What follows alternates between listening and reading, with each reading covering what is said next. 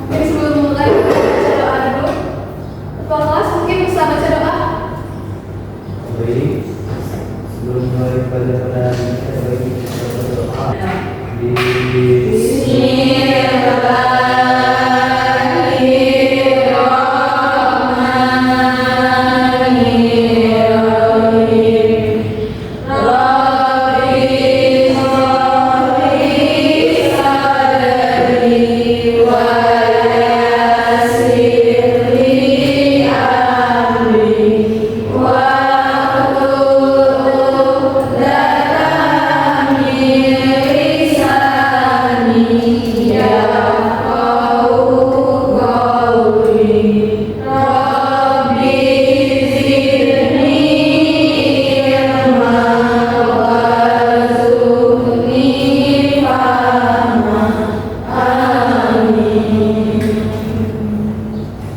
Oke, sebelum mulai cek dulu hadiran ya.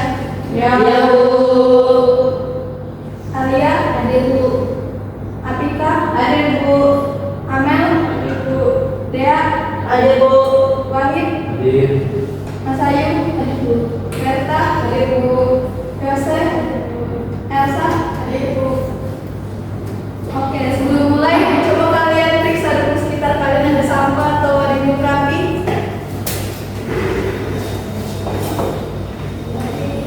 Ibu, oke. Hari ini kita akan belajar tentang HAM. Ada yang tahu apa kepanjangan dari HAM? Oke, Amel. Kepanjangan dari HAM adalah hak asasi manusia. Oke, benar. Sekali, Amel. Oke, kita akan belajar tentang HAM. HAM ini terdiri dari hak dan asasi.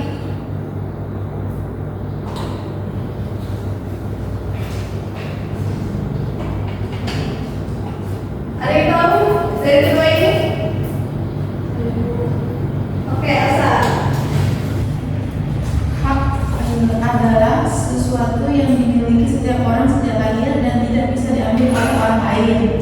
Nah, kalau asasi itu berarti sesuatu yang paling mendasar dalam kehidupan manusia, Bu. Oke, benar sekali. Kita dulu. Ada lagi? Saya boleh. Oke, benar. Hak adalah kewenangan atau kebebasan yang dimiliki seseorang untuk melakukan sesuatu tanpa melanggar hak orang lain. Asasi berarti sesuatu yang melekat pada manusia dan menjadi bagian dari dirinya. Oke, benar sekali. Kita berkata. Oke, jadi hak itu adalah sesuatu yang dimiliki oleh setiap manusia, baik dari sebelum lahir maupun sesudah lahir. Sedangkan asasi itu adalah kebutuhan dasar atau pokok yang dimiliki oleh setiap manusia. Ada 3 dasar hak yang harus dimiliki oleh manusia. Yang pertama itu kehidupan. Yang kedua itu kebahagiaan. Dan yang ketiga itu adalah kebebasan. Tiga ini adalah hal wajib yang harus dimiliki oleh setiap manusia.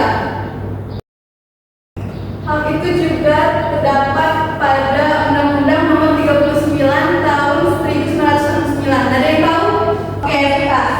Undang-Undang Nomor 39 Tahun 1949 tentang hak asasi manusia adalah peraturan yang mengatur tentang penghormatan, perlindungan, dan pemenuhan hak asasi manusia di Indonesia. UU ini menegaskan bahwa setiap individu memiliki hak yang melekat sejak lahir yang harus dijamin oleh negara, serta menetapkan kewajiban pemerintah dan masyarakat dalam menjunjung tinggi HAM sesuai dengan prinsip keadilan dan demokrasi. Oke, cepat sekali kita. Selanjutnya kita akan membahas tentang macam-macam hak asasi manusia. Pertama itu ada hak pribadi, kedua hak politik, ketiga hak ekonomi,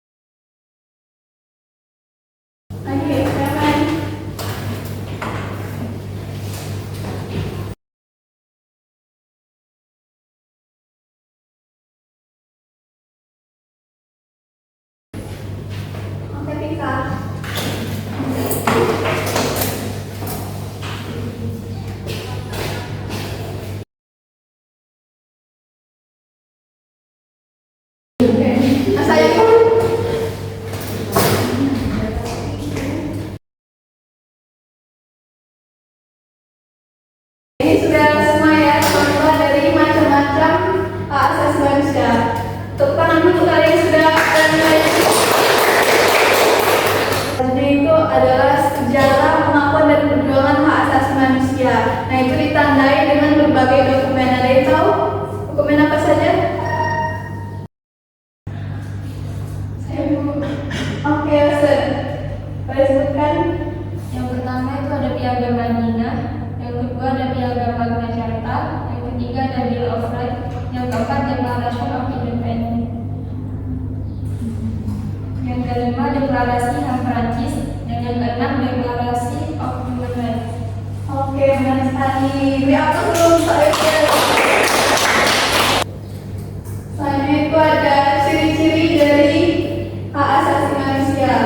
Yang itu hakiki. Artinya itu hak yang sudah ada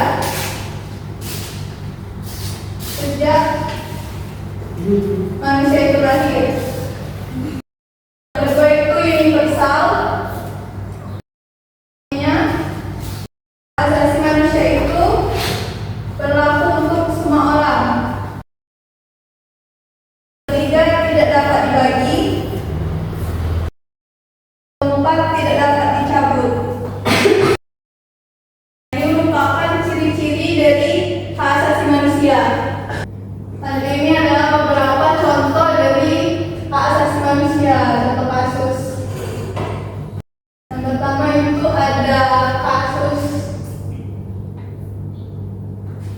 G30S PKI. Kedua ada kasus Trisakti dan kasus Sumarsi. Nah, kasus G30S PKI ini melanggar hak asasi manusia karena terdapat beberapa kasus pembunuhan. Nah, hal ini melanggar hak asasi manusia karena melanggar hak untuk hidup dan hak untuk berpendapat.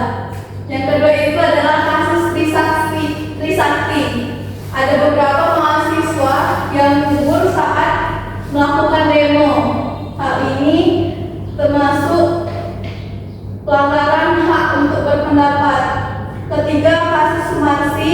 Ini kasus seorang buruh yang melakukan demo untuk kenaikan upah, tetapi ditangkap oleh aparat dan ditemukan meninggal dunia. Ini termasuk kasus pelanggaran hak asasi manusia karena melanggar tentang berpendapat. Oke, selesai juga penyampaian materi. Jadi untuk lebih jelasnya lagi, Ibu bawa ke media aja. Ada yang tahu ini apa? Belum tahu. Nah, ini itu monopoli. Namanya itu Civic Monopoly HAM. Bisa dilihat? Bisa, bisa. Nah, jadi kalian bentuk dulu kelompok, buat 4 kelompok, buat melingkar di tempat duduknya.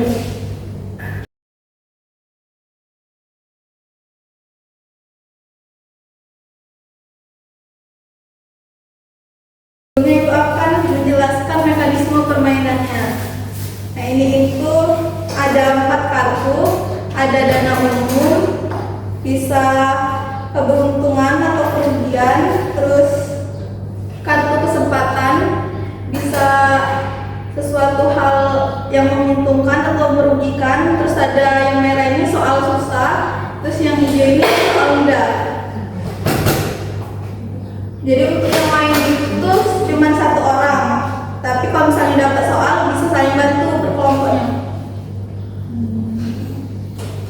Yang perwakilan boleh maju mungkin sini.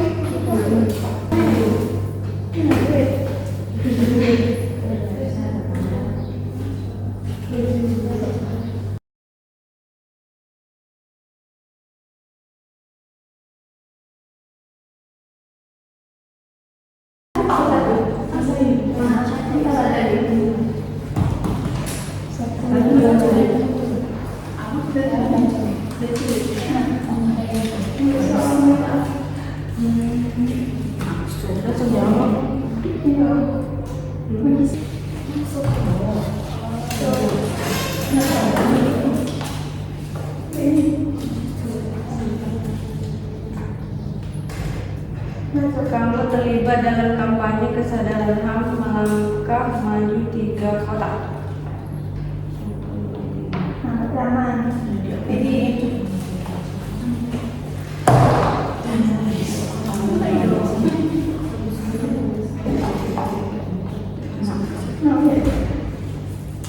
Apa hubungan antara HAM dan Pancasila dalam sistem hukum Indonesia? Yang dapat soal bisa diskusikan dengan anggota kelompoknya.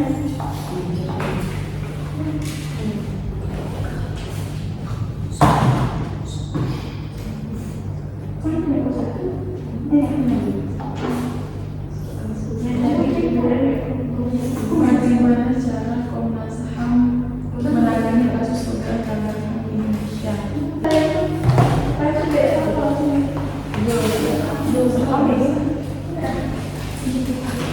Apa kepanjangan dari HAM? Langsung aku jawab ya. Ya, Kepanjangan dari HAM adalah hak asasi manusia. benar sekali diskusi ke poin. Perbedaan antara pelanggaran HAM berat dan pelanggaran HAM ringan. Pelanggaran HAM berat mencakup kejahatan serius seperti genosida dan kejahatan terhadap kemanusiaan. HAM ringan mencakup tindakan seperti diskriminasi.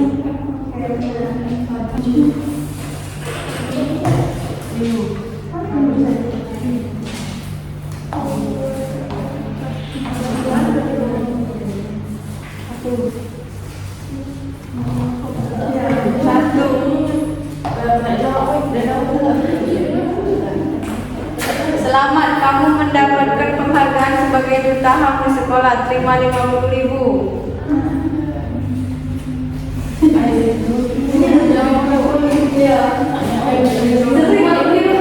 Bagaimana cara Komnas HAM menangani kasus dugaan pelanggaran HAM di Indonesia?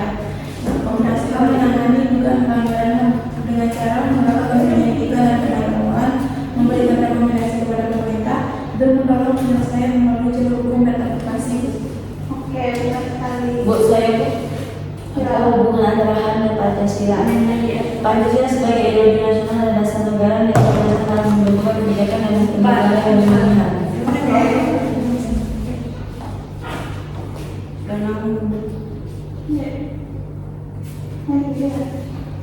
Kamu menanyakan informasi tentang HAM, dapatkan beasiswa sponsorship. Satu. Gimana ya kau deh? Ini. Punya apa ya? Mana kau ini? Di Indonesia apa namanya? Ada 3. Satu.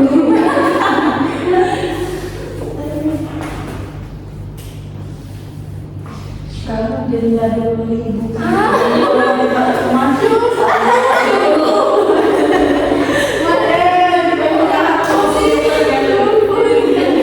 Mana uang tadi?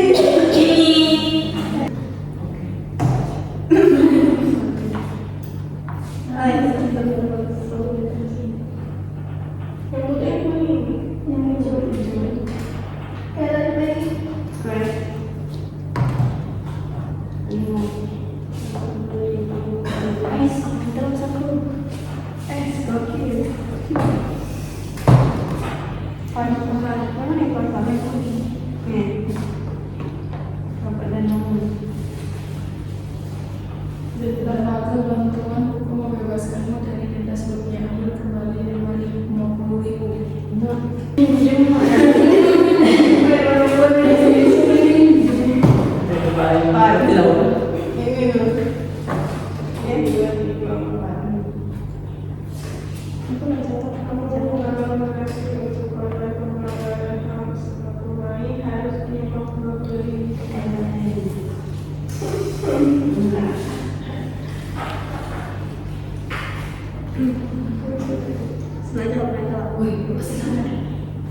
Sebutkan 3 peran Mahkamah Pidana Internasional dalam menangani pelanggaran HAM. Pertama itu mengadili individu yang bertanggung jawab atas kejahatan terhadap kemanusiaan. Yang kedua mencegah impunitas bagi pelaku pelanggaran HAM berat. Yang ketiga menyelidiki dan mengumpulkan bukti dalam kasus pelanggaran. Oke, benar.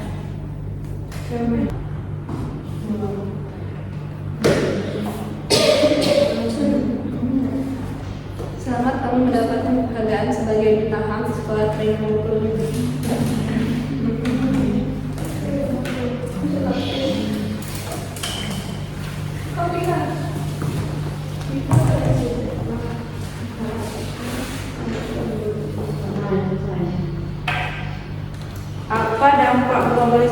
terhadap perkembangan dan menegakkan HAM di Indonesia.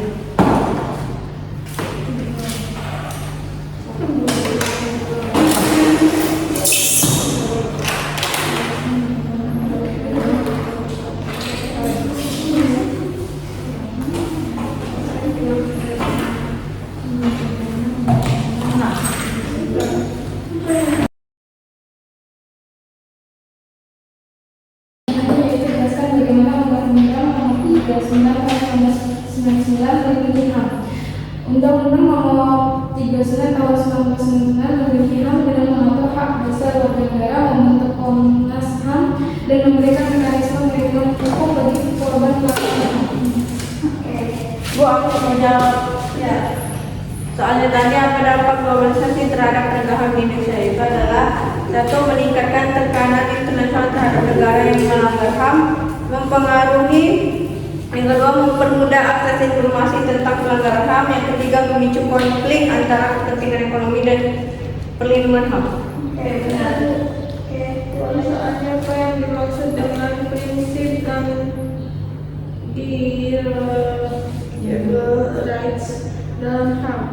Non-deniable adalah hak asasi manusia yang tidak dapat dikurangi pemenuhannya dalam keadaan apapun.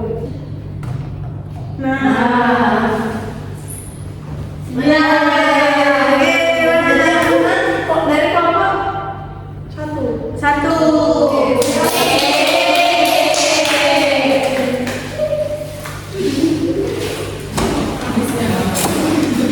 mungkin kalian boleh rapatkan lagi satunya. Ya, belum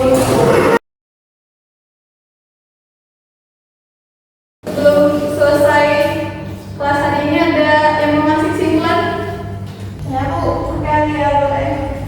jadi kesimpulan dari pembelajaran kita hari ini mengenai hak asasi manusia adalah hak dasar yang dimiliki setiap individu sejak lahir dan harus dilindungi. HAM dijaminkan dalam Undang-Undang Dasar 1945 dan Undang-Undang Nomor 39 Tahun 1999. Namun masih sering terjadi pelanggaran. Oleh karena itu, kesadaran dan penegakan HAM penting untuk mewujudkan keadilan dan kesejahteraan bagi semua. Oke, baik. Terima kasih Alia. Ibu akan menambahkan kesimpulan dari Alia tadi. Jadi, hak asasi manusia itu adalah hak yang melekat pada diri setiap manusia, baik sebelum lahir maupun setelah dia lahir. Hak asasi manusia juga terdapat dalam UUD Nomor 39 Tahun 1999. Hak asasi Indonesia masih sering dilanggar. Oleh karena itu, pentingnya kesadaran untuk menghargai hak asasi manusia oleh setiap orang. Selesai sudah materi pada hari ini. Berharap kalian bisa memahami tentang hak asasi manusia yang sudah dijelaskan. Kalian jangan lupa belajar di rumah supaya lebih mengerti dan bisa memahami materi lebih jelas lagi.